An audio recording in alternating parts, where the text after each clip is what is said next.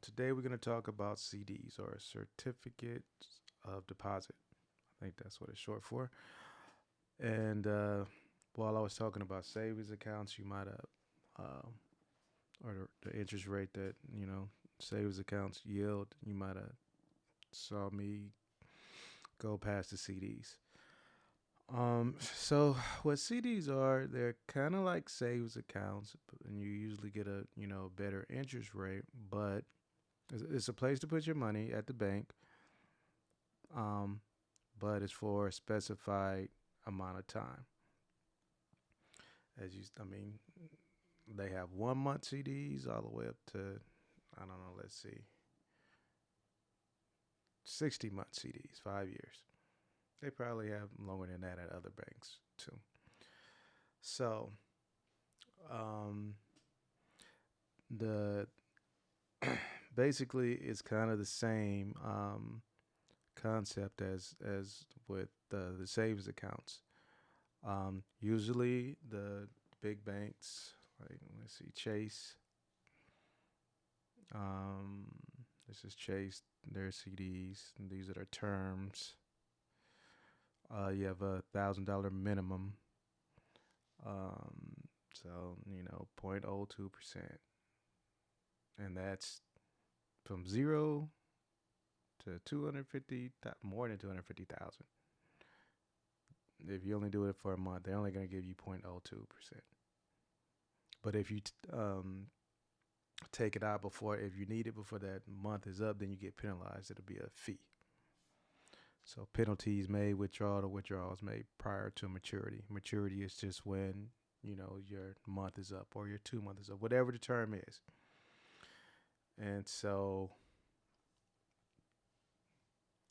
to get the highest interest yield at Chase, it seems like the highest one is not the longest one. The highest one is actually a 3 month one. I don't know why that is, but um, from 0 to up to 10,000 is 2%. Um, which which my issue. I mean, it's still not as good as a regular online savings account, a high yield savings account like with Ally or Capital One or Discover. So none of these. Oh, it doesn't get. I guess 3.5 is better, a better yield, but you have to put 10K. So 10K up to 100,000 will get you that, but you still have to leave the money in there for 3 months. So let's see. We got this Ally, Chase. That was Chase. This Wells Fargo. Yeah, point 0.5, 1. Yeah, all these rates you can do better at Ally, or Capital One. So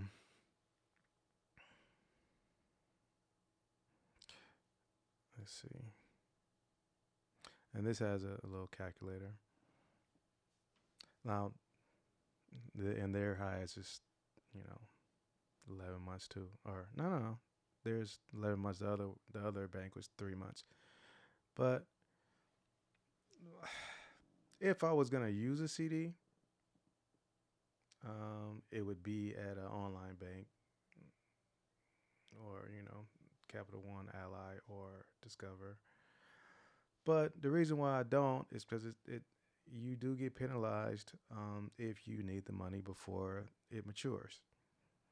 And just my luck, every time I've tried to do a CD, I have needed the money before it matured.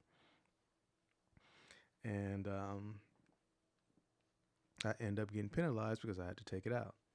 And the penalty sometimes like 10, 15%. I forgot how much it was, but it negates. You lose money basically. So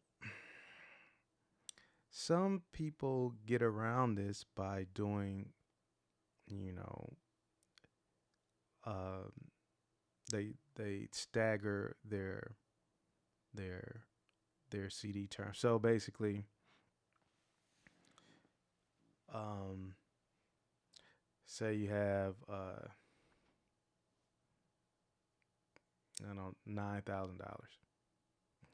Instead of putting $9,000 in this 6 month, all in this 6 months, they'll do 3,000 in the six, 3,009, 3,011. So that basically, or after the 6 month period, every so, so after this 3 months, they'll have an opportunity to like um take money out, and then another 2 months they'll have an opportunity to take this money out.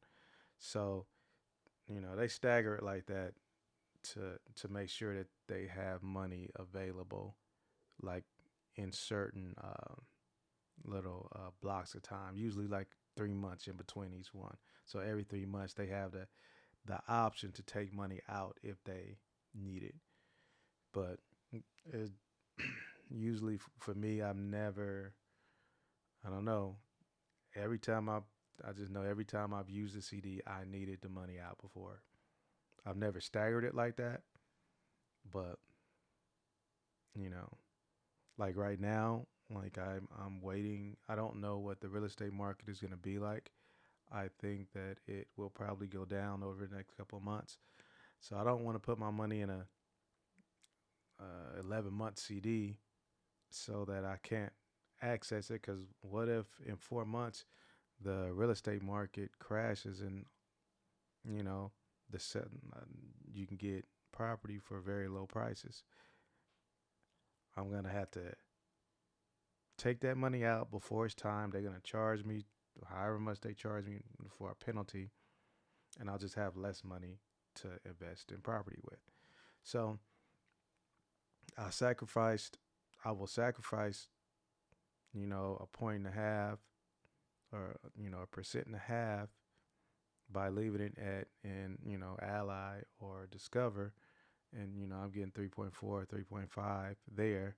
So I'll sacrifice that 1.5% so that it will be liquid and available whenever I need it, and I don't get penalized for using it as opposed to CDs. But if you know you're not going to need the CD, um, if you know you're not going to need a particular or sum of money for a certain amount of time, it's not a bad thing to do. I would just do it in banks that yield higher interest rates, which are usually online banks.